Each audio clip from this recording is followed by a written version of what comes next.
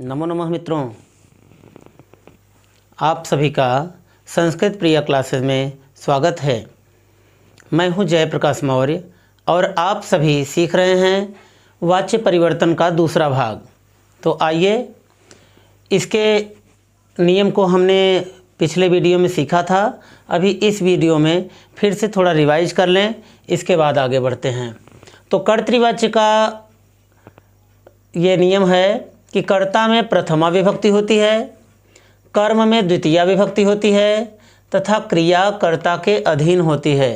अब यहाँ पर क्रिया कर्ता के अधीन होती है, तो अधीन का मतलब क्या होता है, यानी जब कर्ता एक वचन में होती है, जब कर्ता एक वचन में होता है तो उसकी क्रिया भी एक वचन की होती है, और जब कर्ता यहाँ पर द्विवचन में होता है तो उसकी क्रिया भी द्विवचन की होती है, और जब कर्ता हमारा बहुवचन में होता है यानी दो से अधिक होता है अर्थात बहुवचन में होता है तो उसकी क्रिया भी बहुवचन की होती है। अब कर्मवाच्य का नियम क्या है, तो कर्मवाच्य में कर्ता में यानी कर्मवाच्य के वाक्यों में कर्ता में तृतीया विभक्ति होती है, अब कर्म में प्रथमा विभक्ति होती है तथा क्रिया कर्म के अधीन होती है। यानी कर्म हमारा यदि एक वचन का है तो क्रिया भी एक वचन की होती है, और जब कर्म हमारा द्विवचन का होता है तो क्रिया भी द्विवचन की होती है, और जब कर्म हमारा दो से अधिक होता है अर्थात बहुवचन में होता है तो उसकी क्रिया भी बहुवचन की होती है।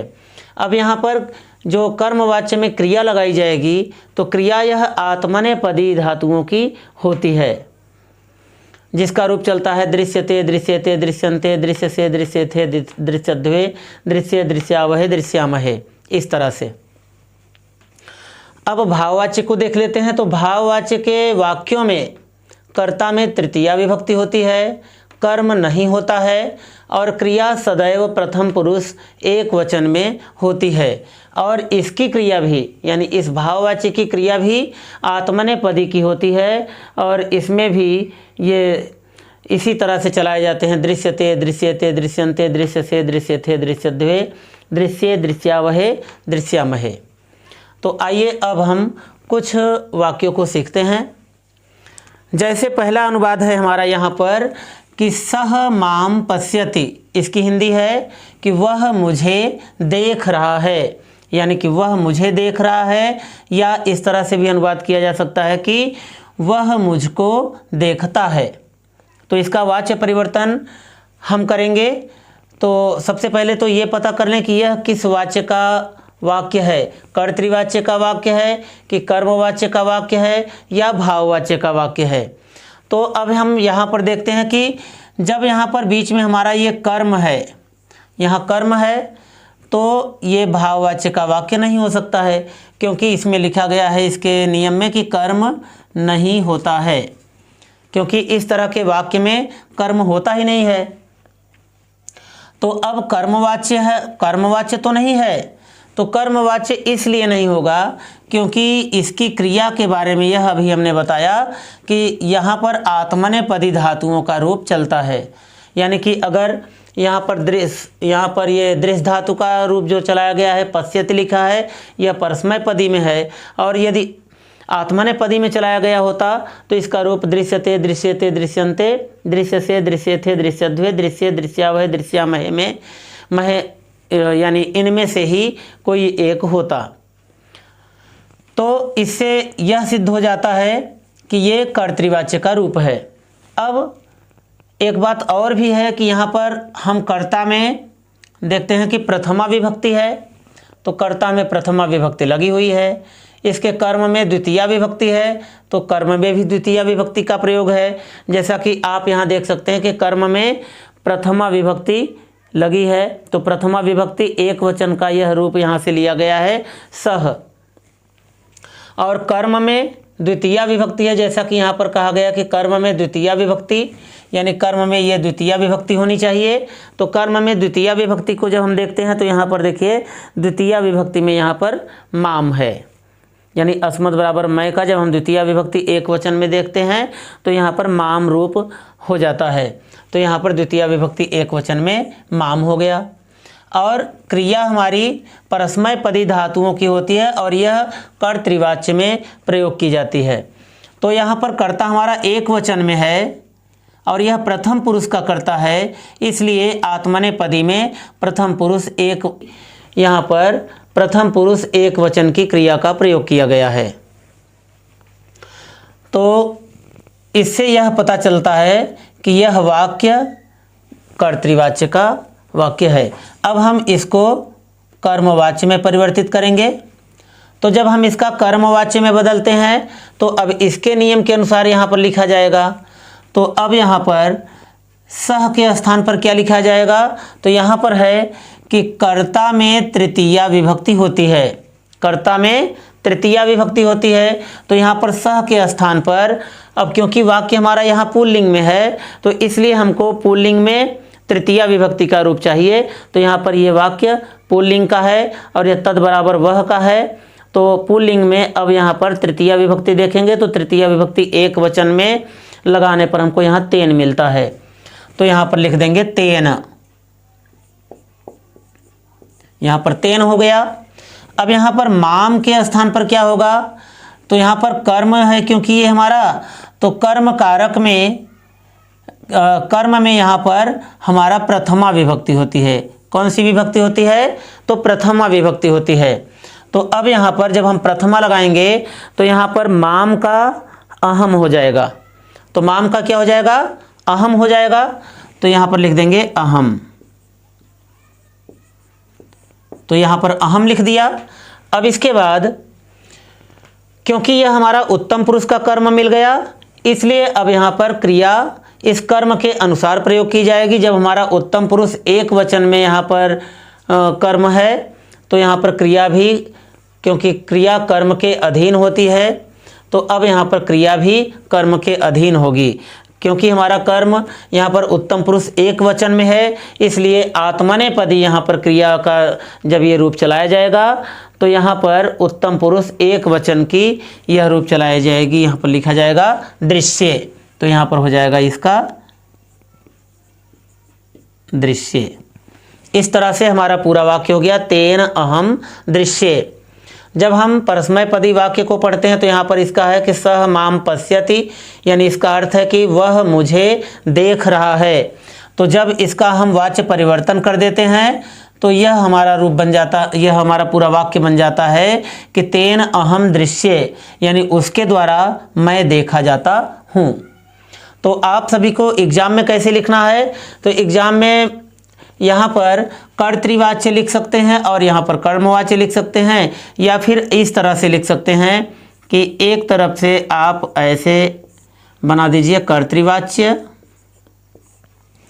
और दूसरी तरफ लिख दीजिए कर्मवाच्य, कर्मवाच्य। तो इस तरह से बना दीजिए। अब यहाँ पर हम अनुवाद करते हैं। पहला अनुवाद कि सह आवाम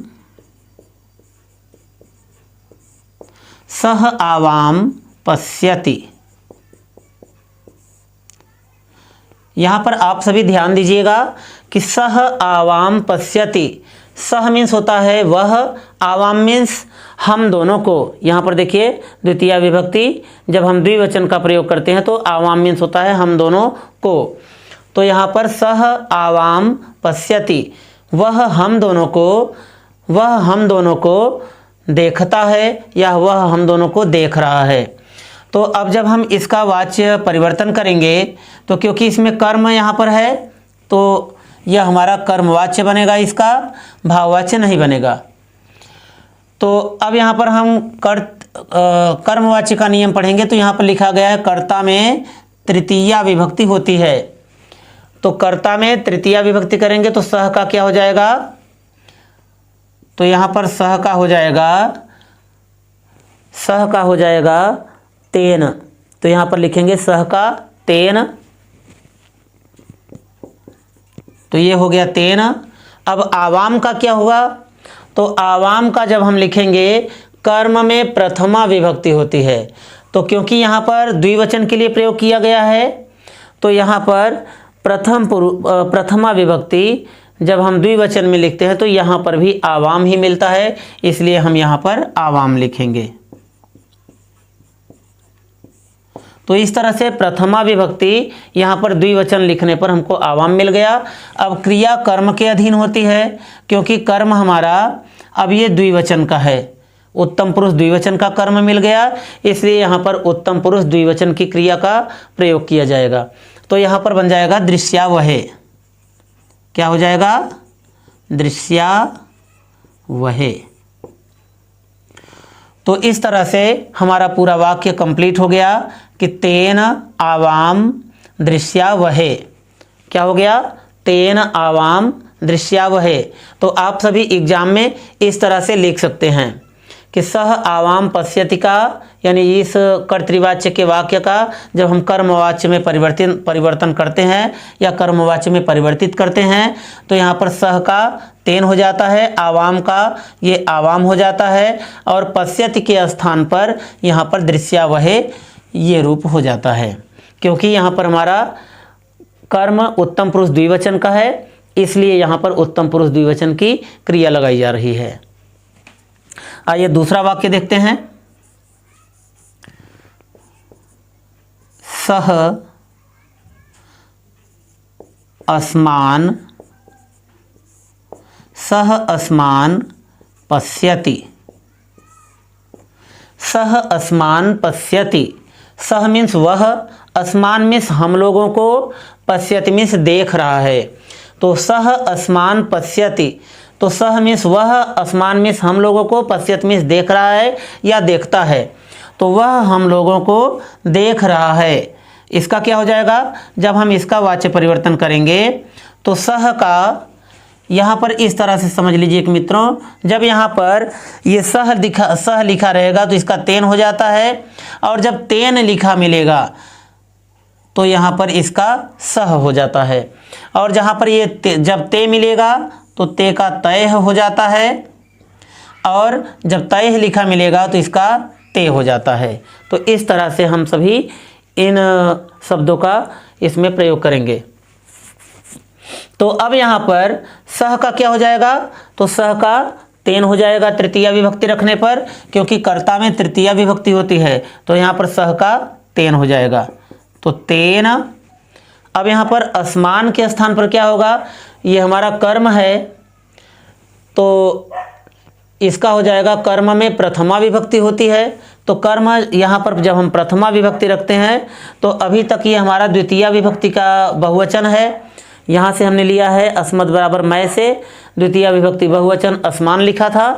तो अब इसके स्थान पर यहाँ पर लिखा है कि कर्म में प्रथमा विभक्ति होती है, तो जब प्रथमा विभक्ति का प्रयोग करेंगे तो इस द्वितीया के स्थान पर प्रथमा विभक्ति वयम हो जाएगा।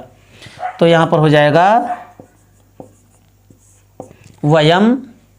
अब इसके बाद जब यहाँ पर वयम कर दिया तो अब ये हमारा कर्ता उत्तम पुरुष बहुवचन का हो गया, तो अब यहाँ पर इसकी क्रिया उत्तम पुरुष बहुवचन की लगाई जाएगी। तो यहाँ पर लिखा गया है दृश्यामहे, तो अब हम यहाँ लिखेंगे दृश्यामहे। तो इस तरह से हमारा हो जाएगा दृश्यामहे।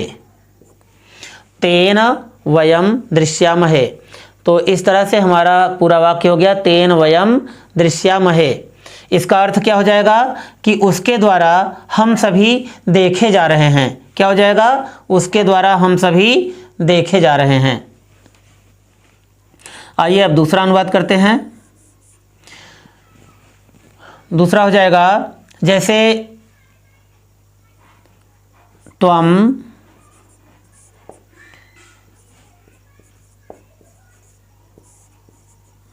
बालकम पश्यसि।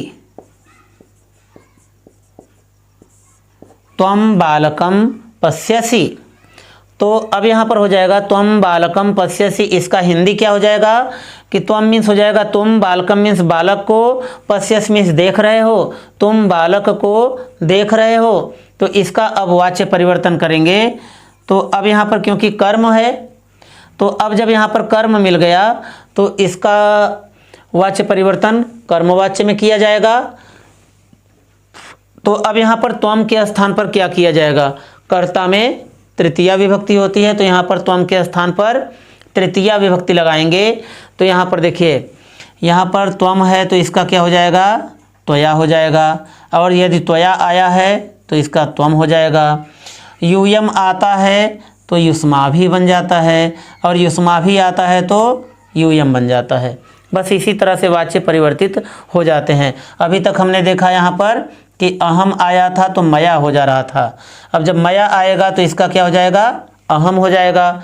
वयम आएगा तो अस्माभि हो जाएगा, और जब अस्माभि आएगा तो यहाँ पर वाच्य परिवर्तन के समय वयम हो जाता है।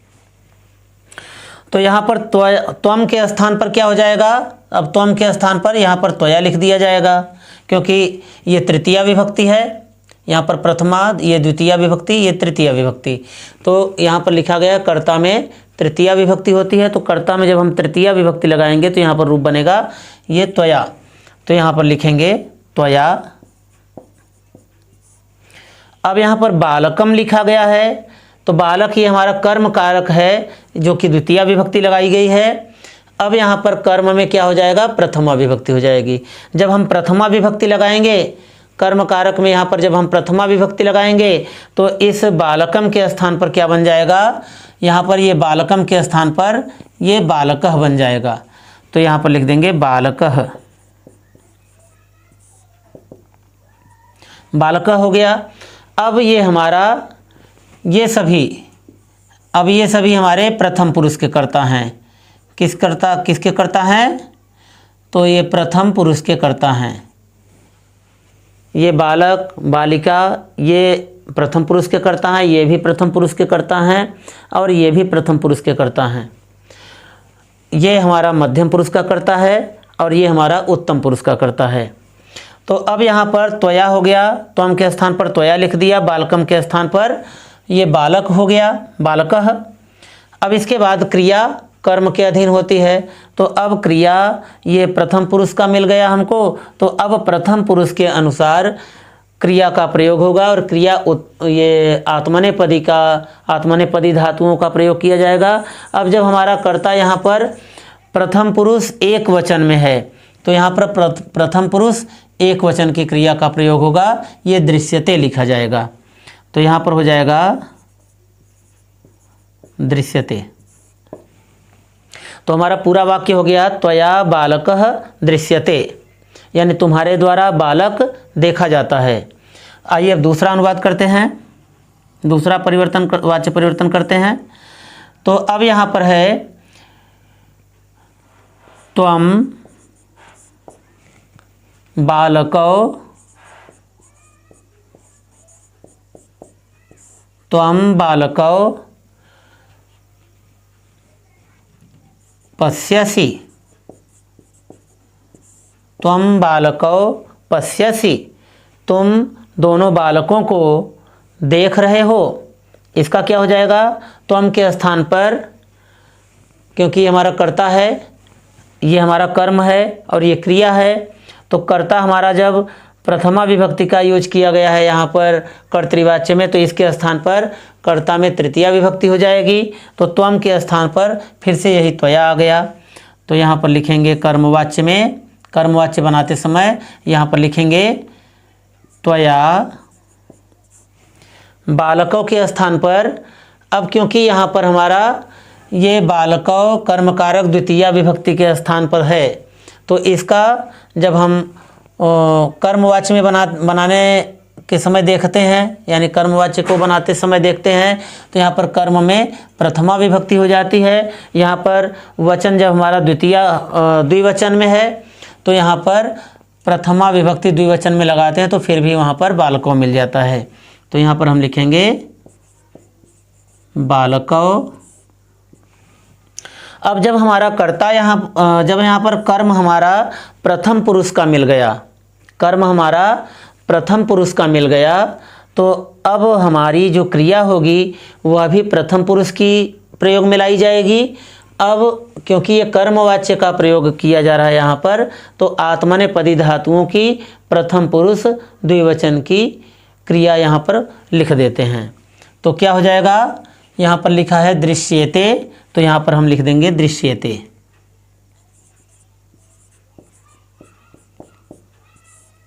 दृश्यते यहाँ पर क्यों हो गया? क्योंकि यहाँ पर कर्म हमारा द्विवचन में है और प्रथम पुरुष का द्विवचन में है, इसलिए यहाँ पर प्रथम पुरुष द्विवचन की क्रिया लिखी जा रही है। तो इस तरह से हमारा वाक्य हो गया त्वया बालकौ दृश्यते, यानी तुम्हारे द्वारा 2 बालक देखे जाते हैं। आइए दूसरा अनुवाद करते हैं। त्वम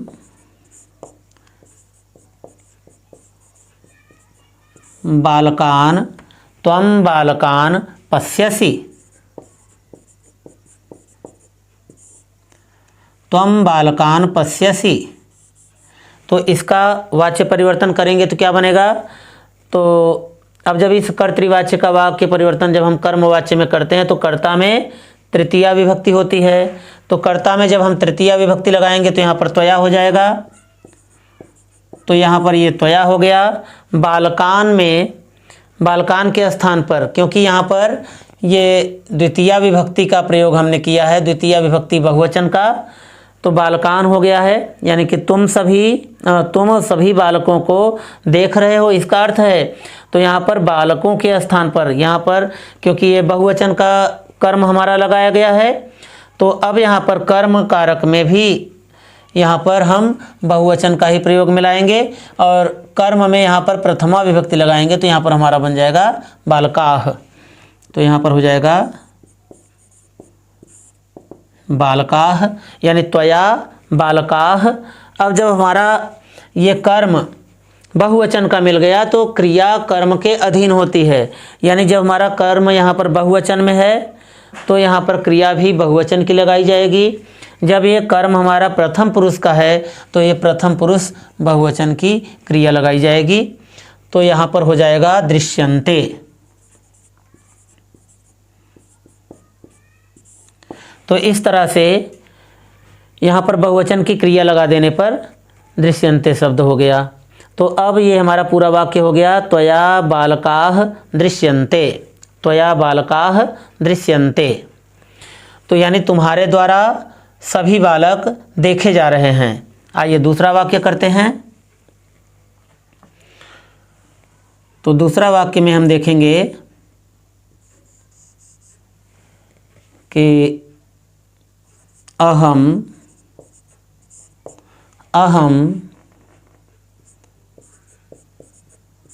त्वाम पश्यामि, अहम त्वाम पश्यामि, यानी अहम मीन्स होता है मैं, अहम मीन्स होता है मैं, त्वाम मीन्स तुम्हें या तुमको, पश्यामि मीन्स देख रहा हूँ या देखता हूँ। तो मैं तुम्हें देख रहा हूँ, इसका जब हम वाच्य परिवर्तन करते हैं तो यहाँ पर हो जाता है अहम का मया हो जाएगा, अहम का मया हो जाएगा। तो क्योंकि कर्ता में तृतीया विभक्ति होती है और ये हमारा कर्ता है, तो कर्ता में जब हम परिवर्तन करते हैं वाच्य कर्मवाच्य में तो यहाँ पर तृतीया विभक्ति हो जाती है और अहम के स्थान पर मया प्रयोग कर दिया जाता है। तो यहाँ पर हो जाएगा मया। अब यहाँ पर त्वाम के स्थान पर, क्योंकि कर्म में यहाँ पर द्वितीया विभक्ति लगाई गई है और यहाँ पर कहा जा रहा है कि कर्म में प्रथमा विभक्ति होती है। तो कर्म में जब हम प्रथमा विभक्ति लगाते हैं तो त्वाम के स्थान पर ये त्वम हो जाता है। तो यहाँ पर लिख देते हैं त्वम। अब ये हमारा कर्म यहाँ पर मध्यम पुरुष का हो जा रहा है, तो क्रिया भी मध्यम पुरुष के अनुसार प्रयोग में लाई जाएगी, क्योंकि ये हमारा मध्यम पुरुष का कर्ता है, मध्यम पुरुष का कर्म है। तो अब यहाँ पर क्रिया भी मध्यम पुरुष की लगाई जाएगी। तो अब ये कर्म हमारा मध्यम पुरुष एक वचन में है, तो क्रिया यहाँ पर मध्यम पुरुष एक वचन की यह आत्मनेपदी में लगाई जाएगी। तो यहाँ पर है दृश्य से, तो यहाँ पर लिखेंगे दृश्य से।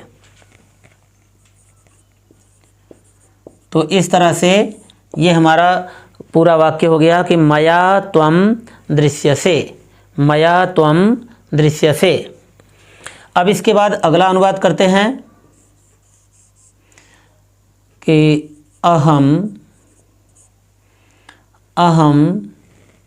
युवाम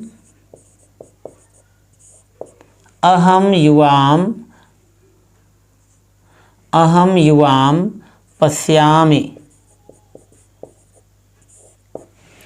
अहम युवाम पश्यामि। तो यहाँ से हमने इसको लिया है द्वितीय विभक्ति, ये द्विवचन के कर्म को, और यहाँ से कर्ता को हमने प्रथमा विभक्ति लिया है।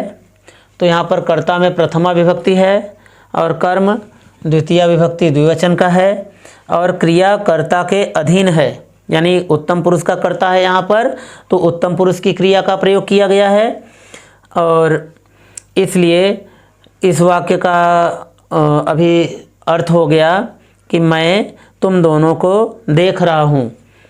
तो अब यहाँ पर जब इस हम कर्तृवाच्य से कर्मवाच्य में परिवर्तित करते हैं तो इसका हो जाएगा अहम के स्थान पर मया हो जाएगा। तो हम लिखेंगे इसका मया। अब युवाम के स्थान पर, क्योंकि कर्म कारक में प्रथमा विभक्ति होती है, तो जब हम इस युवाम का प्रथमा विभक्ति में यूज करते हैं तो यहाँ पर युवाम बन जाता है। तो यहाँ पर फिर से युवाम हो जाता है।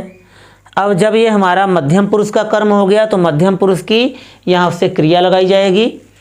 तो अब यहाँ पर क्योंकि मध्यम पुरुष हमारा द्विवचन में कर्म है, तो यहाँ पर मध्यम पुरुष द्विवचन का कर्म लगाएंगे तो हो जाएगा दृश्येथे। तो इस तरह से हम लिखेंगे यहाँ पर दृश्येथे। तो मया युवाम दृश्येथे, इसका क्या अर्थ हो जाएगा कि मेरे द्वारा तुम दोनों देखे जा रहे हो, मेरे द्वारा तुम दोनों देखे जा रहे हो। तो अभी इसको आप सभी नोट कर लें। इसके बाद हम अभी दूसरा अनुवाद करते हैं, ठीक है।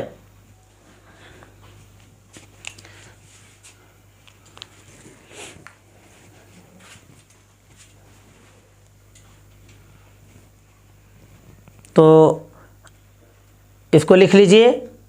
अब लिखने के बाद आइए दूसरा अनुवाद सीखते हैं।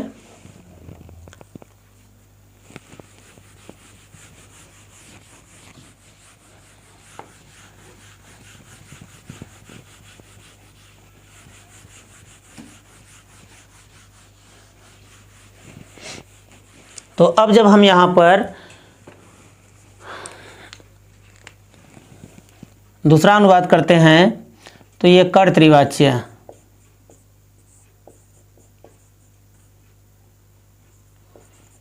कर्तृवाच्य हो गया, और ये हमारा कर्मवाच्य हो जाता है।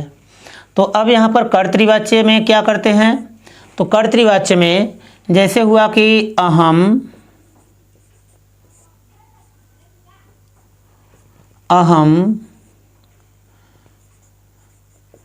युष्मान पश्यामि। अब इसका क्या हो जाएगा, जब हम इसका वाच्य परिवर्तन करते हैं तो इस वाक्य में यहाँ पर कर्म है, तो इसलिए इसका कर्मवाच्य में परिवर्तन होगा। तो जब कर्मवाच्य में परिवर्तन होगा तो अहम का क्या हो जाएगा, तो अहम का मया हो जाएगा। तो इस तरह से अहम का मया लिख देंगे। और जब हम इस कर्म को देखते हैं तो कर्म कारक में प्रथमा विभक्ति होती है, तो जब प्रथमा विभक्ति में इसका परिवर्तन करेंगे तो युष्मान के स्थान पर यूयम हो जाएगा। तो यहाँ पर लिख देंगे यूयम। अब यहाँ पर क्योंकि ये हमारा मध्यम पुरुष बहुवचन का कर्म मिल गया, तो इसलिए यहाँ पर मध्यम पुरुष बहुवचन की क्रिया भी लिखेंगे। तो यहाँ पर हो जाएगा दृश्यध्वे। तो यहाँ पर हमने लिख दिया दृश्यध्वे। अब इस तरह से हमारा पूरा वाक्य हो गया मया यूयम दृश्यध्वे, यानी मेरे द्वारा तुम सभी देखे जा रहे हो। अगला अनुवाद है अगला अनुवाद है कि अहम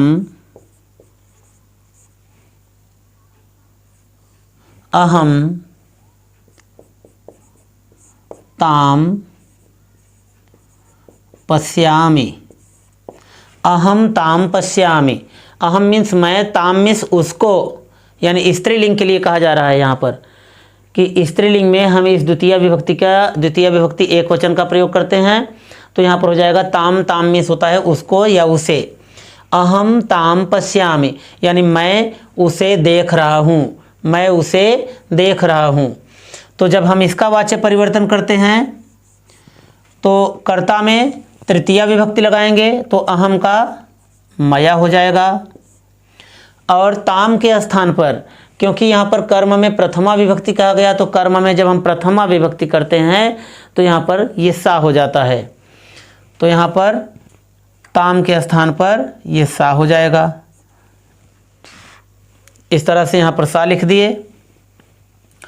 अब क्योंकि ये हमारा प्रथम पुरुष का कर्म मिल गया, क्योंकि यहाँ पर प्रथम पुरुष का कर्म मिल गया, और जब प्रथम पुरुष का ये कर्म मिल गया तो इसके अनुसार प्रथम पुरुष की क्रिया का प्रयोग होगा। क्योंकि कर्म हमारा प्रथम पुरुष एक वचन में है, इसलिए प्रथम पुरुष एक वचन की क्रिया का प्रयोग किया जाएगा। तो यहाँ पर लिखा गया है दृश्यते, इसलिए हम यहाँ पर दृश्यते लगाएंगे। तो इस तरह से हमारा ये वाक्य हो गया कि मया सा दृश्यते, यानी मेरे द्वारा वह देखी जा रही है।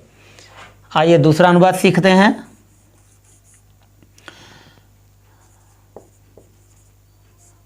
अहम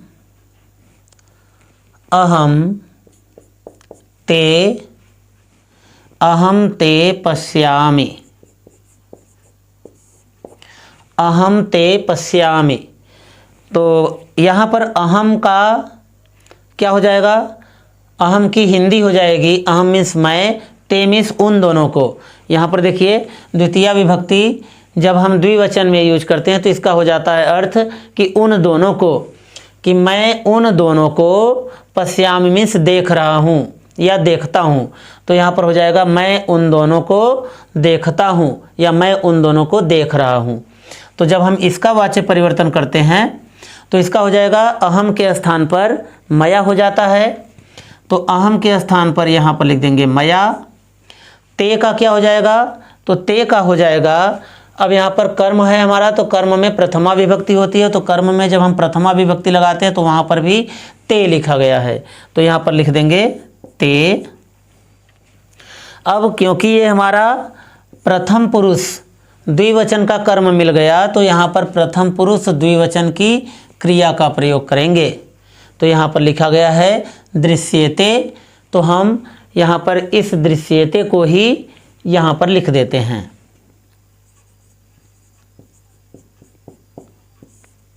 तो इस तरह से मया ते दृश्यते हो जाता है कि मेरे द्वारा उन दोनों को देखा जा रहा है, मेरे द्वारा उन दोनों को देखा जा रहा है।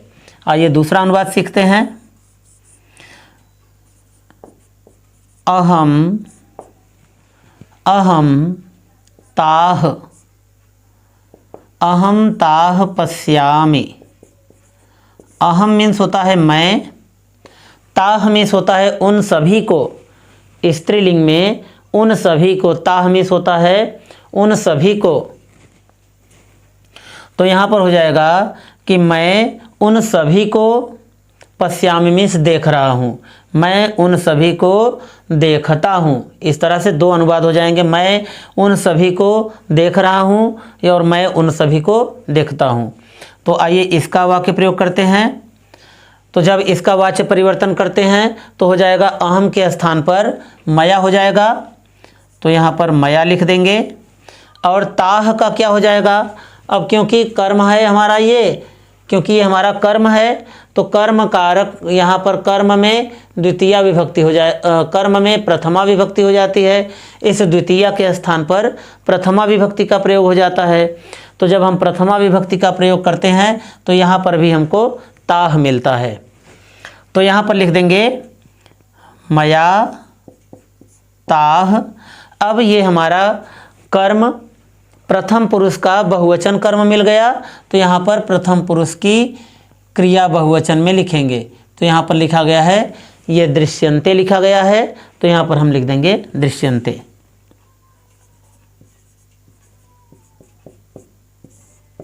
तो इस तरह से यहाँ पर हो गया मया ताह दृश्यन्ते, यानी मेरे द्वारा उन सभी को देखा जा रहा है, मेरे द्वारा उन सभी को देखा जा रहा है। आइए दूसरा वाच्य परिवर्तन करते हैं। अब जैसे यहाँ पर किसी को दिया गया है कि बहुवचन में, यानी कि जैसे कर्मवाच्य में दिया गया है, अब हम कर्मवाच्य से कर्तृवाच्य में परिवर्तित करेंगे। जैसे अब यहाँ पर दिया गया कि मया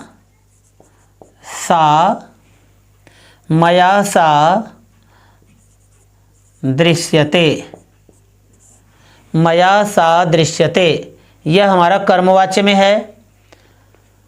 तो अब इसका कैसे वाच्य परिवर्तन करें? तो अब इसका कैसे किया जाएगा? मया मीन्स होता है मेरे द्वारा, सा मीन्स वह, दृश्यते मीन्स देखी जा रही है। तो अब यहाँ पर मया के स्थान पर क्या किया जाएगा? तो यहाँ पर हम देखते हैं कि कर्ता में तृतीया विभक्ति होती है। तो कर्ता में तृतीया विभक्ति है, कर्म में प्रथमा विभक्ति है, तो यहाँ पर कर्म में प्रथमा विभक्ति है। यहाँ पर देखिए कर्म में ये प्रथमा विभक्ति है, और कर्ता में तृतीया विभक्ति है, तो यहाँ पर कर्ता में तृतीया विभक्ति लिखा गया है। और क्रिया आत्मनेपदी की होती है, और आत्मनेपदी की ये क्रिया है, और ये कर्म के अनुसार क्रिया का प्रयोग किया गया है। यहाँ पर दृश्यते लिखा गया है, तो इससे पता चलता है कि यह कर्मवाच्य का प्रयोग है। अब ये कर्मवाच्य को हम कर्तृवाच्य में तब बदलेंगे। तो यहाँ पर अब देखेंगे कि कर्ता में प्रथमा विभक्ति होती है, तो कर्ता में हम यहाँ पर मया के स्थान पर, इस मया के स्थान पर अहम लिखते हैं। तो इस तरह से मया के स्थान पर हो जाएगा अहम। अब जब यहाँ पर सा लिखा गया है, तो सा के स्थान पर क्या होगा? कर्म में द्वितीया विभक्ति का प्रयोग होता है, यानी कर्म में द्वितीया विभक्ति होती है। तो यहाँ पर जब हम इस कर्म में द्वितीया विभक्ति लिखेंगे, तो यहाँ पर सा यानी यह स्त्रीलिंग है, तो यहाँ पर हो जाएगा ताम। तो यहाँ पर लिखेंगे ताम, यानी अहम ताम। अब यहाँ पर क्रिया कर्ता के अधीन होती है, और क्रिया यहाँ पर परस्मय पदी धातुओं का प्रयोग किया जाता है। परस्मय पदी, यहाँ पर ये परस्मय पदी धातुओं का प्रयोग किया जाता है, और यहाँ पर आत्मनेपदी, यहाँ पर आत्मनेपदी धातुओं की क्रिया प्रयोग की जाती है, और यहाँ भाववाच्य में भी आत्मनेपदी की धातुओं की क्रिया प्रयोग की जाती है, ये क्रिया प्रयोग की जाती है। और यहाँ पर कर्तृवाच्य में परस्मयपदी धातुओं की क्रिया का प्रयोग होता है। अब यहाँ पर क्रिया कर्ता के अधीन होती है, यानी कर्ता के अनुसार प्रयोग की जाती है। कि जैसा कि अभी तक हमने सीखा है, हम सभी ने सीखा था पहले कि जब यहाँ पर उत्तम पुरुष का कर्ता एक वचन में है, तो क्रिया भी उत्तम पुरुष एक वचन की लगाई जाती है। तो यहाँ पर हो जाएगा अहम का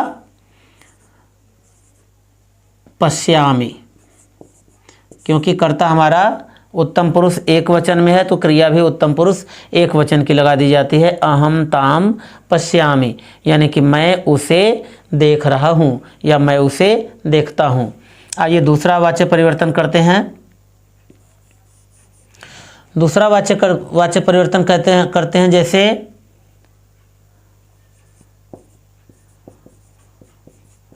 अस्माभिः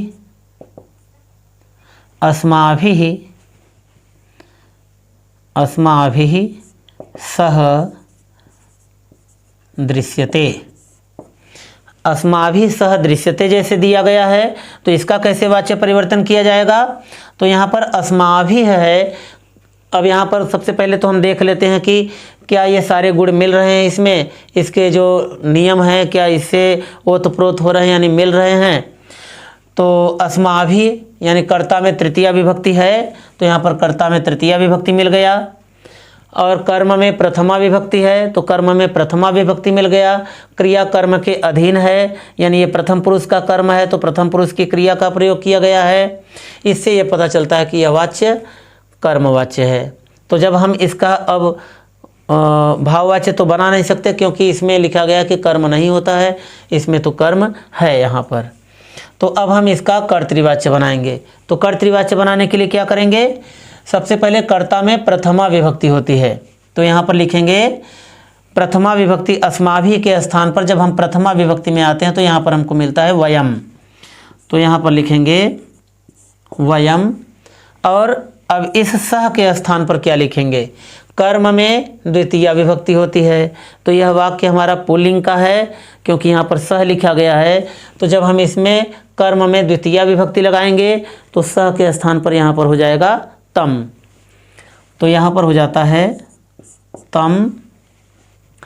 अब क्योंकि कर्ता हमारा उत्तम पुरुष बहुवचन का है तो इसलिए क्रिया भी उत्तम पुरुष बहुवचन की होगी, अर्थात यहाँ पर कर्ता क्रिया कर्ता के अधीन होती है। यानी ये जो क्रिया है, ये क्रिया है, अब ये कर्ता के अधीन होती है, यानी कर्ता के अनुसार चलती है। तो यहाँ पर उत्तम पुरुष का कर्ता बहुवचन में है तो क्रिया भी उत्तम पुरुष बहुवचन की होती है। तो यहाँ पर लिखेंगे पश्यामः, क्योंकि यहाँ पर क्रिया परस्मै पदी की चलेगी, इसलिए यहाँ पर पश्यति पश्यतः पश्यन्ति और पश्यसि पश्यथः पश्यथ, पश्यामि पश्यावः पश्यामः।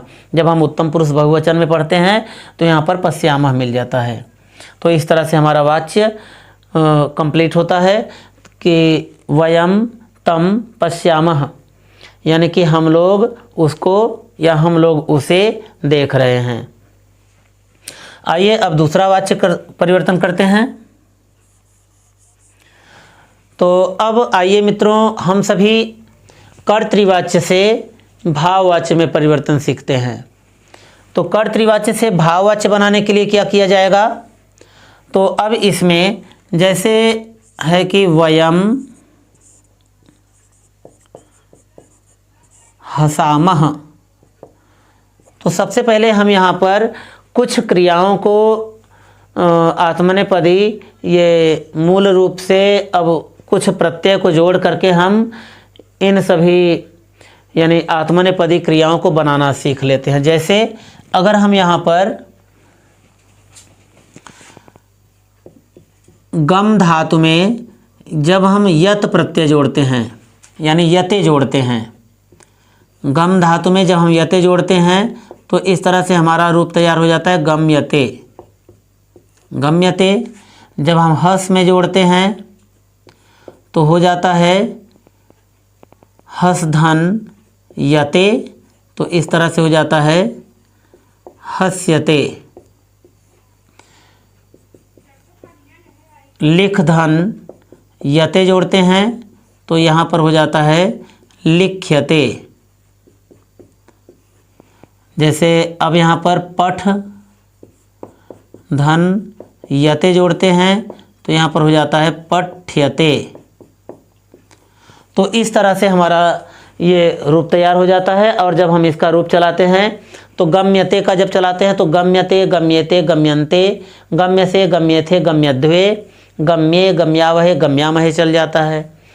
जब हस धातु में चलाते हैं तो हस्यते हस्यते हस्यन्ते, हस्य से हस्येथे हस्यध्वे, हस्ये हस्यावहे हस्यामहे, इस तरह से रूप चल जाता है। तो आप सभी मेरे साथ बोले, अब लिख धातु में चलाते हैं तो लिख्यते लिख्येते लिख्यन्ते, लिख्यसे लिख्येथे लिख्यध्वे, लिखे लिख्यावहे लिख्यामहे, इस तरह से रूप चल जाता है।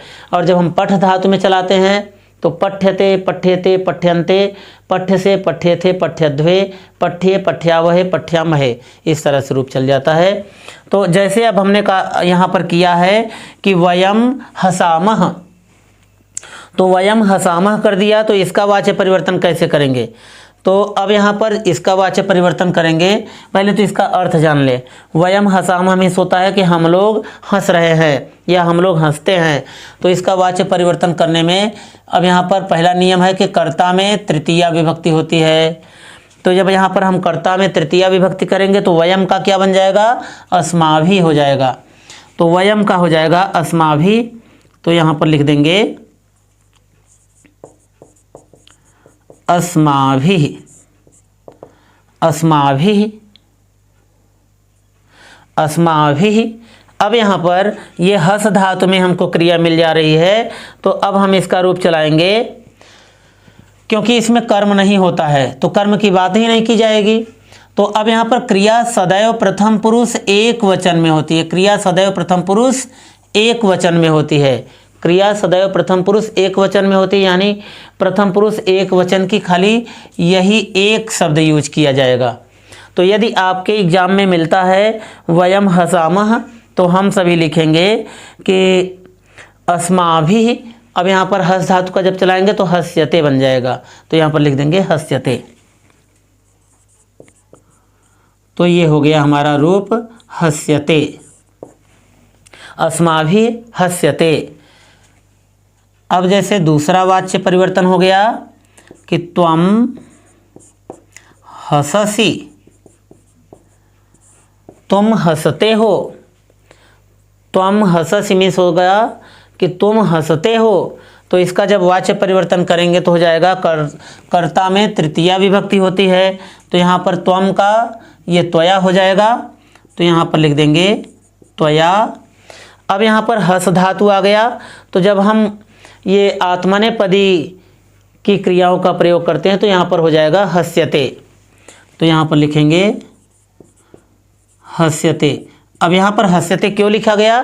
क्योंकि क्रिया में सदैव प्रथम पुरुष एक वचन होती है, क्रिया यह नहीं बदलती है। इस क्रिया पर किसी पुरुष का अथवा किसी वचन का कोई प्रभाव नहीं पड़ता है, यानी हर हाल में यह प्रथम पुरुष एक वचन में ही लिखी जाती है। धातु कोई भी हो, यहाँ पर सदैव प्रथम पुरुष एक वचन की क्रिया का प्रयोग किया जाता है। तो इसका अर्थ हो जाएगा तुम्हारे द्वारा हंसा जाता है। अगला वाक्य है ते हसंती। यहाँ पर जैसे किया गया कि ते हसंती, ते मीन्स होता है वे सभी, हसंती मीन्स हंसते हैं। ते मीन्स होता है वे सभी और हसंती मीन्स होता है हंसते हैं। तो वे सभी हंसते हैं। अब इसका जब हम वाच्य परिवर्तन करते हैं तो भाववाच्य में बनाते हैं, तो कर्ता में तृतीया विभक्ति होती है और क्रिया सदैव प्रथम पुरुष एक वचन की होती है। तो यहाँ पर ते के स्थान पर क्या हो जाएगा? ते के स्थान पर हो जाएगा तयः, तो यहाँ पर लिखेंगे तयः। अब यहाँ पर हसंत के स्थान पर ये हो जाएगा हस्यते। तो यहाँ पर आपने देखा कि प्रथम पुरुष के कर्ता के साथ भी हस्यते, मध्यम पुरुष के कर्ता के साथ भी हस्यते, और यहाँ पर उत्तम पुरुष बहुवचन के कर्ता के साथ भी यहाँ पर हस्यते का ही प्रयोग किया गया, यानी इस पर किसी वचन का और पुरुष का कोई भी प्रभाव नहीं पड़ता है। अब जैसे यहाँ पर हुआ कि अगला वाच्य परिवर्तन है कि सा हसती, सा हसती, तो इसका क्या हो जाएगा? सा के स्थान पर अब इसका तृतीया लगाएंगे तो सा का हो जाएगा तया, तो यहाँ पर लिख देंगे तया। अब हसती का यही हस्यते लिख दिया जाएगा, यहाँ से हस्यते, जब हस धातु में चलाते हैं तो यहाँ पर हो जाता है हस्यते। और जैसे होता है कि बालकाः पठन्ति, जैसे अगला वाच्य परिवर्तन है कि बालकाः पठन्ति, तो ये हमारा कर्ता कारक में प्रथमा विभक्ति होती है। कर्ता कारक में प्रथमा विभक्ति होती है, यानी कर्तृवाच्य में यह वाक्य लिखा गया है और क्रिया कर्ता के अधीन होती है। अब इसमें कर्म नहीं होता है, क्योंकि जब कर्म नहीं होगा तभी हम इसका भाववाच्य बना पाएंगे। तो कर्ता कारक में क्या किया जाएगा? भाववाच्य में परिवर्तन करने के लिए कर्ता में तृतीया विभक्ति का प्रयोग करेंगे। तो बालकाः के स्थान पर, तो बालकाः जब आ गया तो इसके स्थान पर हो जाएगा बालकैः, तो यहाँ पर लिख देंगे बालकैः, यहाँ पर लिख देंगे बालकैः। अब यहाँ पर है पठन्ति, यानी कि सभी बालक पढ़ रहे हैं, तो इसका हो जाएगा बालकैः। अब यहाँ पर जब हम पठ धातु में चलाते हैं तो पठ्यते, पठ्यते, पठ्यन्ते, पठ्य से पठ्येथे, पठ्यध्वे, पठ्ये, पठ्यावहे, पठ्यामहे चलता है। तो यहाँ पर क्योंकि क्रिया सदैव प्रथम पुरुष एक वचन में होती है तो हो जाएगा यहाँ पर पठ्यते, तो यहाँ पर लिख देंगे हम सभी पठ्यते। तो इस तरह से हो जाएगा पूरा वाक्य कि बालकैः पठ्यते। बालकैः मीन्स सभी बालकों के द्वारा पठ्यते मीन्स पढ़ा जाता है, तो सभी बालकों के द्वारा पढ़ा जाता है, ये हो गया। अब इस तरह से जैसे वाक्य आ गया, किसी का नाम आ गया, जैसे राधा पत्रम लिखति, जैसे आ गया वाक्य की राधा पत्रम लिखति, तो यह हो जाएगा राधा का रूप इस तरह से चलेगा बालिका की तरह, राधा राधे राधाह, राधाम राधे राधाह, तो राधया राधाभ्याम राधाभि, इस तरह से हो जाएगा। तो यहाँ पर जब राधा शब्द लिखा गया है तो राधा का यहाँ पर देखिए कर्म आ गया, तो कर्म में हम प्रथमा विभक्ति लगाएंगे और कर्ता में यहाँ पर तृतीया विभक्ति लगाएंगे। तो सबसे पहले कर्ता में तृतीया लगाते हैं, तो बालिका की तरह रूप चलता है राधा का, तो यहाँ पर या अंतिम में आया है, तो यहाँ पर हो जाएगा राधया, जिस तरह से बालिकाया है तो इसी तरह से रूप चलाएंगे तो हो जाएगा राधया। तो यहाँ पर लिखेंगे राधया। अब पत्रम का हो जाएगा पत्रह, पत्रम का हो जाएगा पत्रम, क्योंकि इसका रूप चलता है पत्रम पत्रे पत्राड़ी, पत्रम पत्रे पत्राड़ी, तो यहाँ पर हो जाएगा पत्रम, राधया पत्रम। अब जब हम इसका लिख धातु में चलाते हैं, लिख धातु में ये आत्मनेपदी रूप चलाते हैं, तो इसका बनेगा लिख्यते लिख्यते लिख्यन्ते, लिख्य से लिखे थे लिख्यद्वे, लिखे लिख्यावहे लिख्यामहे। तो अब यहाँ पर पत्र हमारा प्रथम पुरुष का कर्म मिल गया, तो प्रथम पुरुष एक वचन में है, तो यहाँ पर प्रथम पुरुष एक वचन की क्रिया लगाते हैं, तो यहाँ पर हो जाएगा लिख्यते। तो इस तरह से पूरा वाक्य हो गया, राधया पत्रम लिख्यते, राधया पत्रम लिख्यते, यानी राधा के द्वारा पत्र लिखा जाता है। अब अगर हम दूसरा वाक्य देखें तो आइए अभी दूसरा वाक्य सीखते हैं।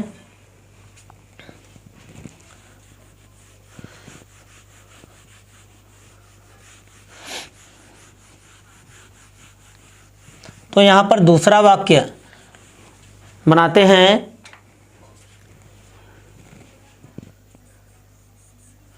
तो दूसरा वाक्य यहाँ पर करते हैं कि सह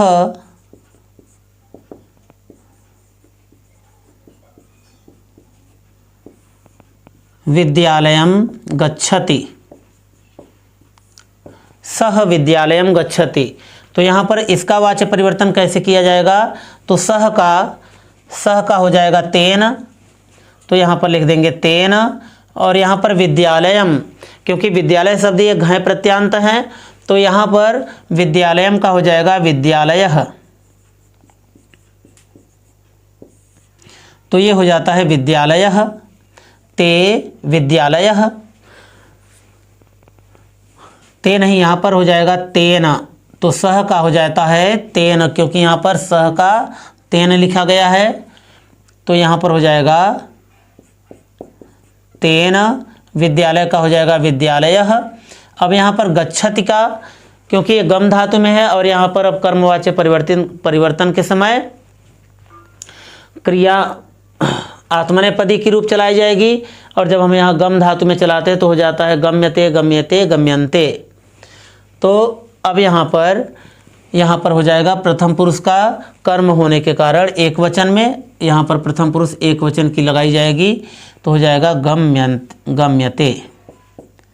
तो इस तरह से हमारा पूरा वाक्य कंप्लीट हो जाता है कि तेन विद्यालयः गम्यते, तेन विद्यालयः गम्यते।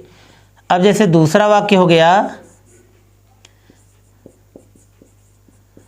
कि बालिका घर जाती है, बालिका घर जाती है, तो इसका क्या हो जाएगा वाच्य परिवर्तन। सबसे पहले हम इसको संस्कृत में कर देते हैं, हिंदी में लिख दिए हैं, तो ये हो जाएगा बालिका गृहम गच्छति, बालिका गृहम गच्छति।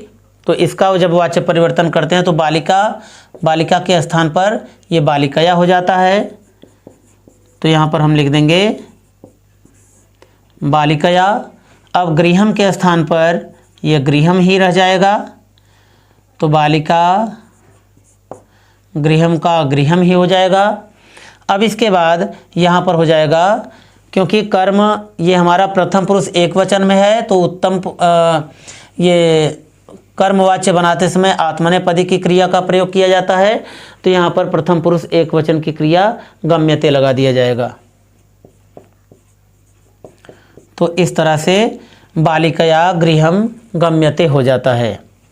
अब जैसे हो गया अगला अनुवाद कि वयम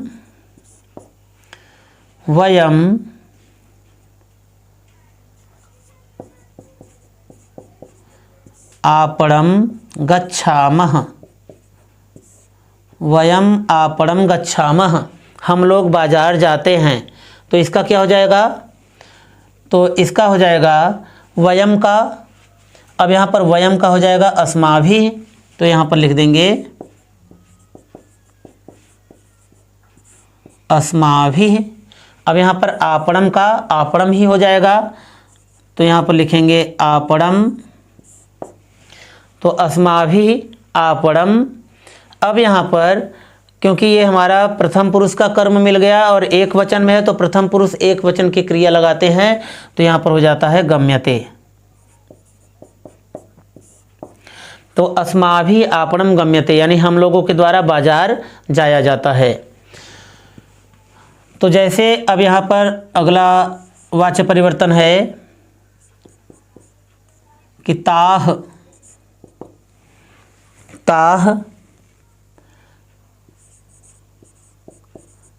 कलमेन पत्रम, ताह कलमेन पत्रम लिखन्ति। अब इस तरह से वाक्य आ गया कि ताह कलमेन पत्रम लिखन्ति। तो यहाँ पर ताह के स्थान पर क्या किया जाएगा, तो ताह के स्थान पर हो जाएगा ताभिः। ताह के स्थान पर हो जाएगा ताभिः। कलमेन का, अब इस कलमेन में कोई परिवर्तन नहीं होगा, क्योंकि यहाँ पर कर्ता में बदलने के लिए कहा गया है, कर्म में बदलने के लिए कहा गया, और क्रिया, यही खाली तीन लाइनों को हमको याद रखना पड़ता है, और इन्हीं तीनों में यानी कर्ता में, कर्म में और क्रिया में ही परिवर्तन होता है, बाकी किसी चीज़ में बदलाव नहीं किया जाता है। तो कलमेन का यहाँ पर हो जाता है कलमेन, तो ताभिः कलमेन। अब यहाँ पर पत्रम के स्थान पर पत्रम ही रहेगा, तो ताभिः कलमेन पत्रम। अब यहाँ पर क्योंकि पत्र हमारा प्रथम पुरुष कर्ता और एक वचन में है, तो प्रथम पुरुष की क्रिया आत्मनेपदी में एक वचन की लगाने पर हो जाएगा लिख्यते। लिख्यते, तो यहाँ पर हो जाएगा कि ताभिः कलमेन पत्रम लिख्यते। आइए अंतिम और एक अनुवाद और सीख लेते हैं कि जैसे अब इसका प्रयोग कि बालिकाः